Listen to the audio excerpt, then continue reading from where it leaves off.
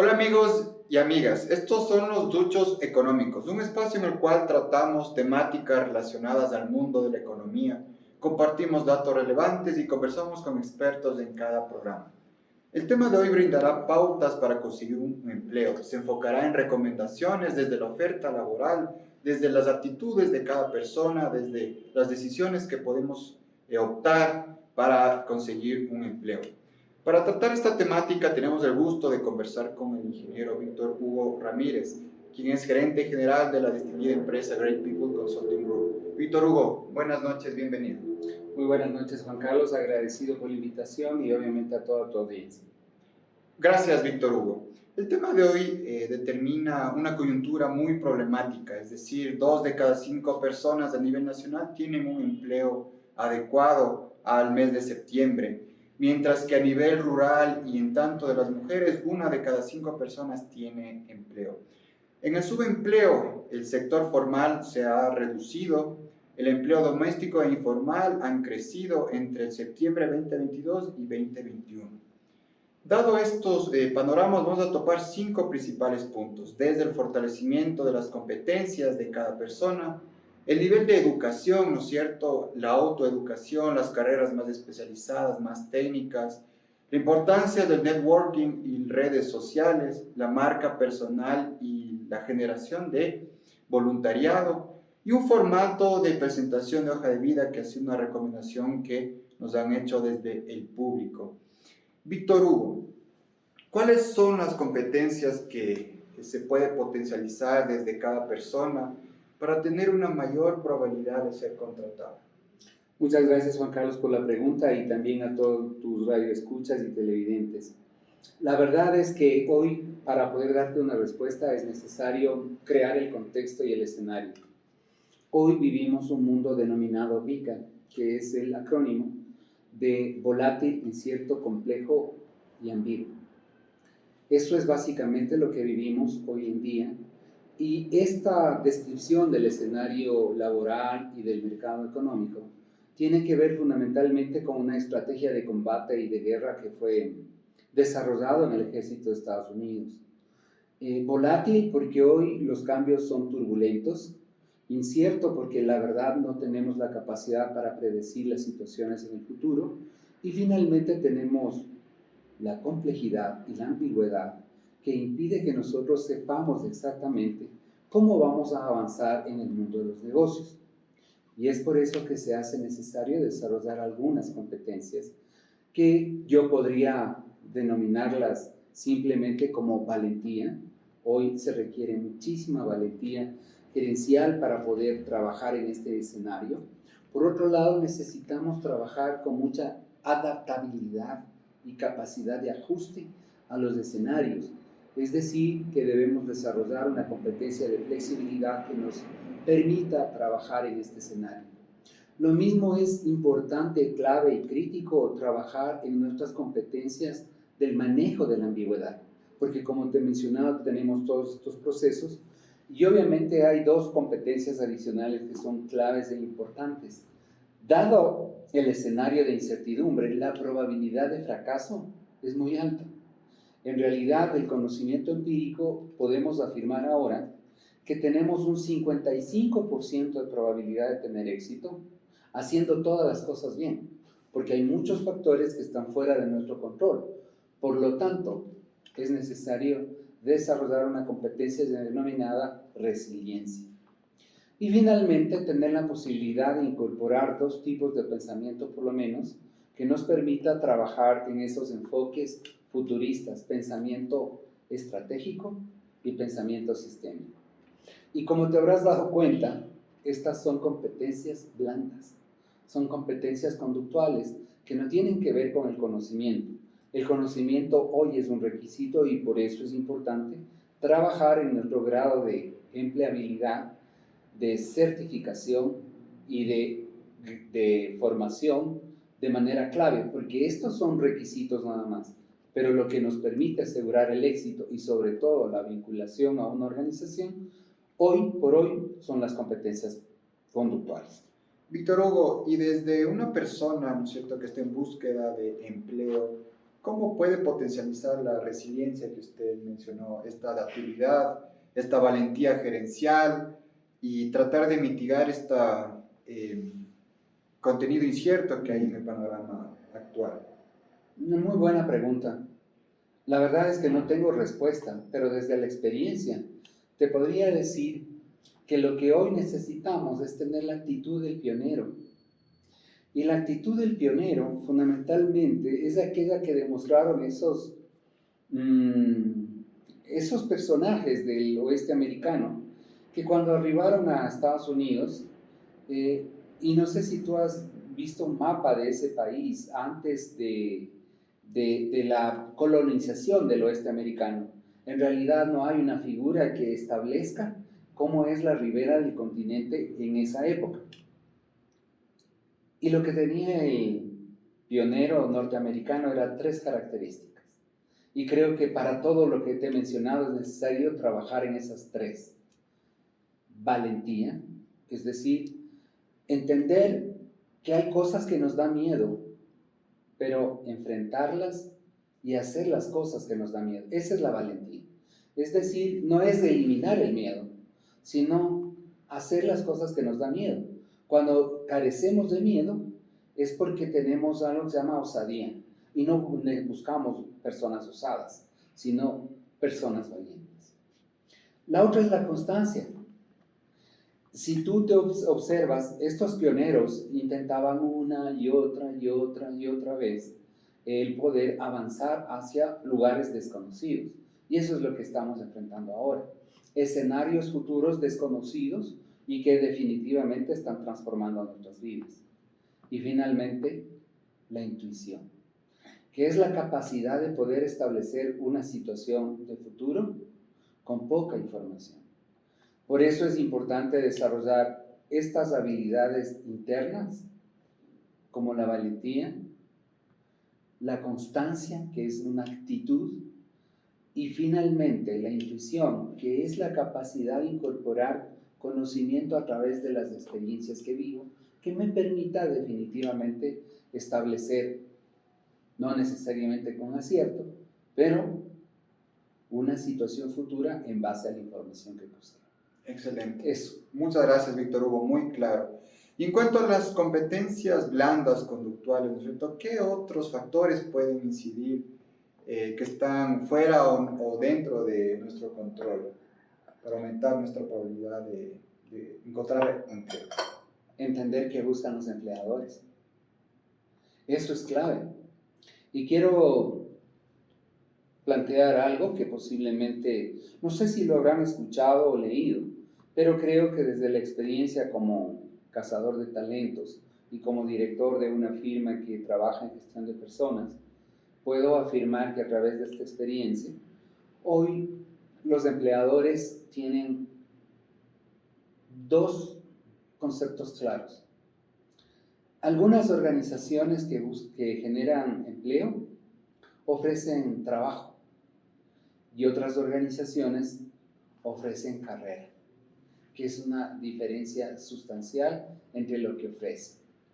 Y de igual manera hay personas que buscan trabajo y hay otras personas que buscan carrera.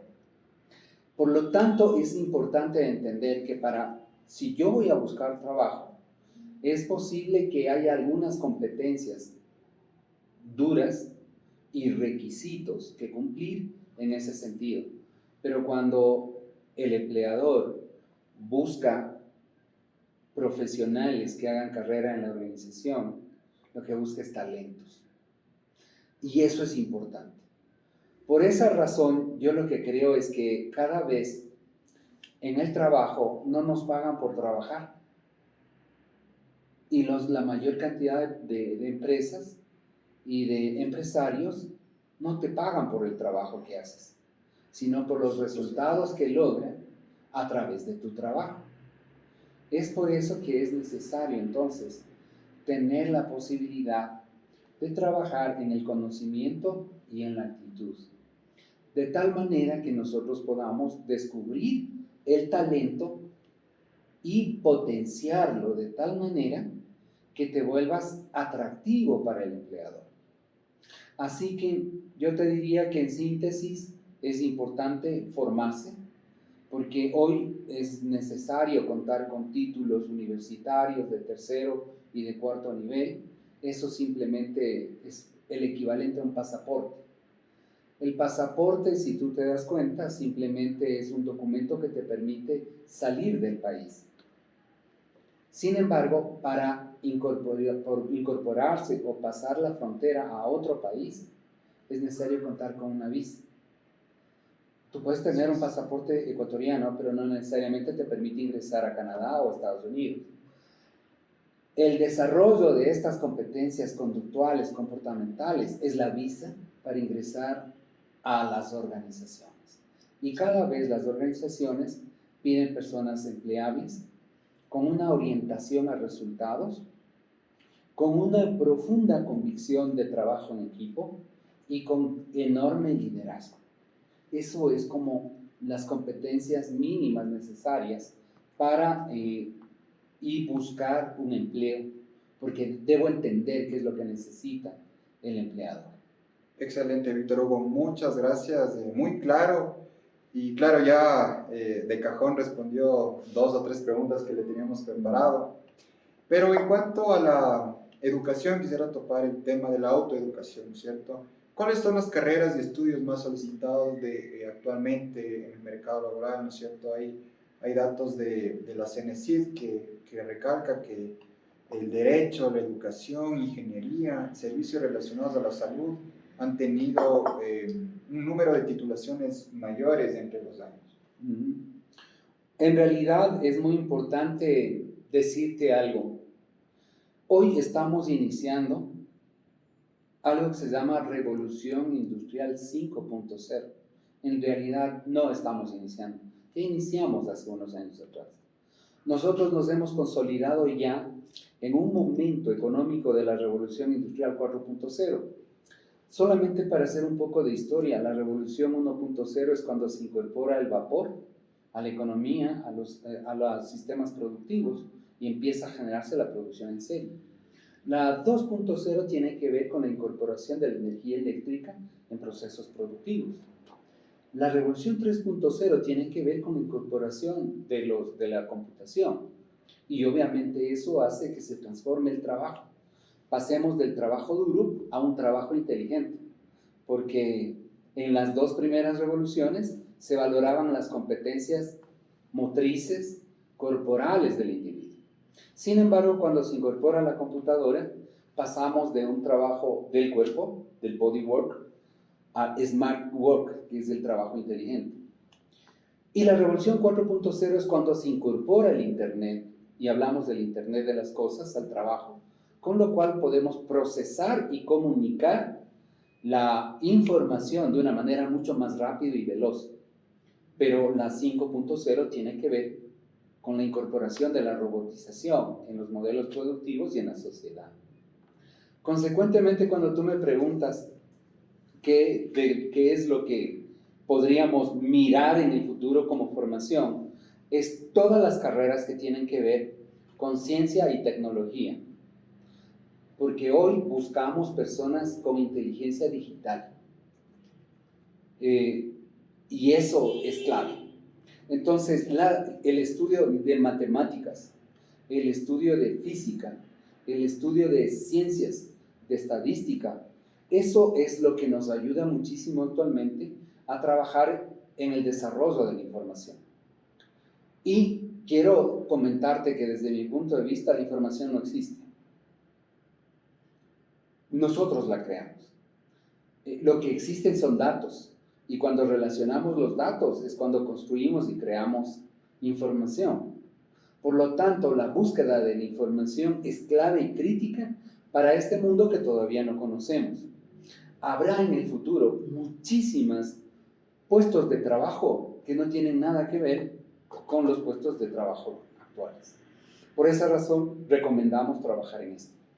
Y también recomendamos trabajar no solamente en ciencias y tecnología, sino también recomendamos estudiar en 2 aspectos adicionales. Salud, ¿sí? Y comprendiendo que la salud tiene un amplio abanico de profesiones, porque cada vez el ser humano se ocupa más de sí mismo. Entonces, la medicina, la estética y el cuidado de la salud de TNK sí nos va a ayudar muchísimo a tener una propuesta de empleabilidad futura también. Y finalmente, todas las actividades que tienen que ver con el desarrollo del ser humano, desde la educación, y digo desde porque la educación es básica, y creo que la educación debe, tiene y tendrá un espacio muy fuerte en el futuro, porque lo único que nos puede distinguir entre los humanos y los robots será la capacidad de humanizarnos como seres humanos. Entonces, el desarrollo del ser humano es una de las ciencias también que yo considero que se pueden incorporar. Muchas gracias, Víctor Hugo. Y en cuanto a nuestro tercer punto del tema que estamos abordando, tiene que ver con el networking y las redes sociales. ¿Cuál es el rol de estos dos conceptos al momento de aumentar la probabilidad de conseguir un empleo? Bien, el networking y las redes sociales tienen dos conceptos diferentes desde mi punto de vista. Efectivamente, el desarrollo del networking es esencial y clave y crítico, porque hoy ya no tenemos posibilidades, al menos la prensa escrita ya no es leída por las nuevas generaciones y consecuentemente no se publican posibilidades de empleo desde esos medios. Se publican, por ejemplo, en LinkedIn y en otras plataformas profesionales en donde la gente puede acceder. Pero tú hablaste de un concepto mucho más amplio, que es el networking. Y el networking fundamentalmente es una red que nos permite a nosotros tener apoyo y soporte y que no tiene que ver con plataformas tecnológicas. Tiene que ver más bien con las relaciones y los vínculos personales que podemos crear y desarrollar. Entonces, no solamente son las redes sociales, sino las buenas relaciones y vínculos que podemos construir con el empleador, con mis colegas, con mi familia, con la sociedad, de tal manera que cuando tenemos un requerimiento o una necesidad, desde una llamada telefónica para buscar un apoyo profesional o personal, nos ayuda profundamente. Entonces, el desarrollar habilidades sociales que nos permita construir relaciones y vínculos con los demás es importante y clave, no solamente en el trabajo, sino también en los otros ámbitos de la vida. Excelente, Víctor Hugo. Solo quisiera un poco hacerle la consulta en cuanto a estas habilidades sociales, ¿no es cierto? También se expresa en las redes sociales cómo una persona se puede vender laboralmente en redes sociales. Claro, por supuesto que sí, y has topado un punto que es crítico desde mi punto de vista. Y que tú también ya lo planteaste. Posiblemente haya personas o profesionales que se quieran vender en redes sociales. Sin embargo, un buen producto no se vende. Un buen producto tiene una marca propia. Y tú hablaste de trabajar y construir una marca. En el mundo laboral, todos nosotros somos como un producto. Y la marca tiene que ver con los atributos, con las distinciones que nos hacen diferentes de los demás. Entonces, cuando tú estás en redes sociales, es importante que el mercado perciba esos atributos, esos diferenciadores que te hacen distinto, que te hacen diferente y te constituyen en alguien inigualable o diferente o mejor. Entonces, para que eso suceda, se requieren dos cosas desde mi punto de vista. La primera es que tú tienes que trabajar en el desarrollo de sus atributos, porque en tu hoja de vida el papel aguanta todo y la red social también. Pero el momento que un cazador de talentos o un reclutador te invita a participar en el proceso, y si no siente que esos atributos que tú lo manifestaste no corresponden, inmediatamente van a descartar tu hoja de vida después de una rápida entrevista de preselección. Entonces es necesario no solamente publicarla, sino trabajarla y trabajar esos atributos que te hacen diferentes. Y lo segundo, que es además de publicarlos y trabajarlos, creo que es necesario establecer posibilidades y oportunidades que te permitan definitivamente buscar un espacio en donde tú te puedas desarrollar también. Excelente, muchas gracias Víctor Hugo. Y en cuanto el cuarto tema que tenemos planificado abordar es la marca personal, que ya lo trabajamos, pero hay otro punto que tiene relación al voluntariado, es decir, a la vinculación que realiza una persona con la comunidad, el trabajo social. Esto incide, Víctor Hugo, también en la probabilidad de conseguir empleo. ¿Cómo se puede aprovechar este tema?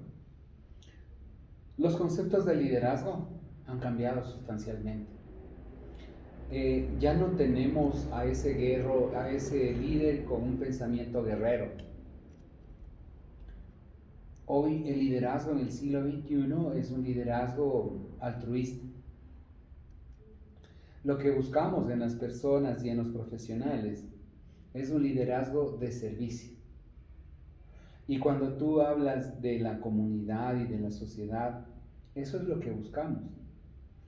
Y buscan las organizaciones porque el líder de hoy es aquella persona que tiene un proyecto ético de vida, que tiene la capacidad de resolver problemas colectivos y dignifica la vida humana. Y es capaz entonces de crear capital y valor social. Por tanto, es necesario crear algo que se llama conciencia social, y eso se hace a través de una habilidad que solamente es humana, es la empatía. Y quisiera decirte por qué es humana. Porque solamente nosotros podemos sentir las necesidades, las emociones de los demás. No existe ni en el cielo ni en la utopía. Y es porque tenemos una información única. Los seres humanos somos la única especie que sabemos que vamos a morir. Y podemos, por tanto, reconocer la fragilidad de la vida. Y cuando tú puedes entender a otro ser humano desde esa posibilidad de la empatía, definitivamente puedes construir esas relaciones del networking, esos vínculos. Y quiero decirte que la empatía tiene varios niveles. Por ejemplo, esta es la básica, relacionarme y empatizar con otros seres humanos. Pero hay unos seres humanos que son capaces de empatizar con la naturaleza. Y hay otros seres humanos que son capaces de empatizar con la naturaleza y con los no nacidos y con los que no conocen, con los desconocidos. Suena esotérico y te sonríes. Y quiero decirte que, por ejemplo, Nelson Mandela era un príncipe. Él podía vestirse con los africanos en Sudáfrica. Era un joven abogado brillante. Sin embargo, cuando miró en los guetos a personas de su propia condición racial vivir de una manera totalmente distinta, tomó la decisión de luchar por su nueva condición. Eso es empatizar con los que no conozco y también con los no nacidos, porque luchan por las nuevas generaciones. En el mundo laboral, lo único que buscamos es que seamos capaces de empatizar con otros seres humanos, y lo podemos hacer. ¿Cómo lo podemos hacer? Porque podemos reconocer la fragilidad de la vida. Entonces, desde ese punto de vista, es necesario desarrollar esta habilidad para poder entender las necesidades de los colectivos, trabajar en ese crear ese capital social y finalmente tener la posibilidad de construir valor. Cuando nosotros desarrollamos sociedades empáticas, podemos desarrollar altruismo, que es la forma en la que actualmente se denomina a la inteligencia emocional colectiva. Se llama inteligencia social. Excelente, muy claro, Víctor Hugo. Por cuestiones de tiempo, quisiera abordar el tema que gentilmente nos recomendaron desde el público, que es en cuanto a la hoja de vida. Es decir, existen varios comentarios que uno piensa que no incide mucho al momento de postular una vacante. ¿Esto es verdad, Víctor Hugo, desde su conocimiento, experiencia? ¿O existen otros tipos de formatos que puede impulsar a una persona a conseguir un empleo? Las personas están en total condición de efectivamente de mencionarte lo que te han indicado. La hoja de vida es esencial, porque esa es la forma en la que uno toca la puerta de un posible empleador. Por esa razón creo que es necesario topar algunos puntos. El primero, la hoja de vida no debe ser única y tener una sola hoja de vida con la que yo resuelvo todas las publicaciones o intereses laborales que yo puedo tener. Yo tengo que adecuar mi hoja de vida para cada posibilidad, para cada oportunidad laboral. Porque mi hoja de vida, cuando va a ser leída por el reclutador, y si es la misma que mando para una u otra posición, la verdad es que la van a descartar. Por lo tanto, tengo que adaptar al puesto. Y consecuentemente tengo que ir construyendo tantas hojas de vida como posibilidades y oportunidades tuviera. 2. Las personas, los reclutadores, no tienen el tiempo ni el interés. Es más, cuando tienes 2, 3 hojas de tu hoja de vida, lo primero que hacen es descartarla. Porque tu hoja de vida, lo primero que dice es de ti. Lo simple, lo sencillo. Hoy comprendemos que productividad es hacer más con menos.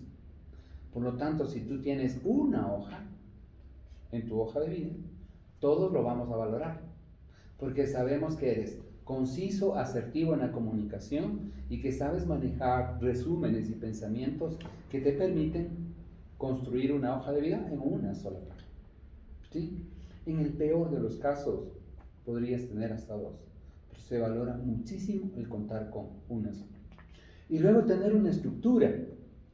Nosotros vemos muchas hojas de vida que solamente con la presentación, y a pesar de que pueden haber profesionales y personas que pueden tener una experiencia importante, la falta de estructura nos hace pensar, no necesariamente es así, pero nos hace pensar que la persona no puede tener la suficiente estructura intelectual como para poder lograrlo.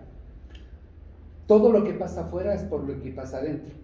Si tú tienes un auto, una casa, un departamento como la tienes, es porque eres ordenado, tienes... Como es afuera, es adentro. Por eso es que evidencia inmediatamente tu personalidad la hoja de vida. Así que la estructura es importante. Primero tiene que haber datos personales y en donde fundamentalmente tú establezcas la misión que tienes como profesional y tu propósito de vida. Luego, una síntesis de tu educación y de tu formación, esencial, clave, crítica, que realmente le atrape al reclutador o a tu posible empleador. Y las experiencias, sobre todo con las principales contribuciones que tú como profesional has generado en tus empleos anteriores. Eso es lo que debe mostrar tu hoja de vida. Eso, además de darle el contenido, es la presentación. Excelente. Muchas gracias, Víctor Hugo. Hemos tratado varias preguntas y muchas gracias también por su análisis y tratar estos temas, ¿no? Que es de la coyuntura nacional, que muchas personas están en búsqueda de empleo y necesitan ideas, tópicos para aumentar su probabilidad de ser contratado. Por favor, Víctor Hugo, una conclusión breve y un saludo al mundo. Muchas gracias. Como conclusión, podría decir que definitivamente estamos frente a un desafío importante. El 2030 es un año de quiebre. Dicen aquellos pensadores y filósofos que en ese año posiblemente nosotros estemos haciendo un salto cuántico, como tan equivalente o tan importante como cuando el Homo sapiens el Homo erectus se transformó en Homo sapiens. Y por esa razón creo que es un desafío el tener la posibilidad de poder convertirse en un profesional empleable, porque el mundo, con la Revolución Industrial 5.0, busca personas de alto rendimiento, ágiles y que tengan la capacidad de aprender constantemente. Así que es necesario trabajar en esas también posibilidades como competencias intrínsecas y críticas, de tal manera que podamos prepararnos para el 2025 y el 2030, que son años que definitivamente están muy cerca de este momento. Muchas gracias, Víctor Hugo. No se olviden, cada martes y jueves a las 7 de la noche por el Colegio de Economistas de Pichincha en sus páginas de Facebook y YouTube. Buenas noches.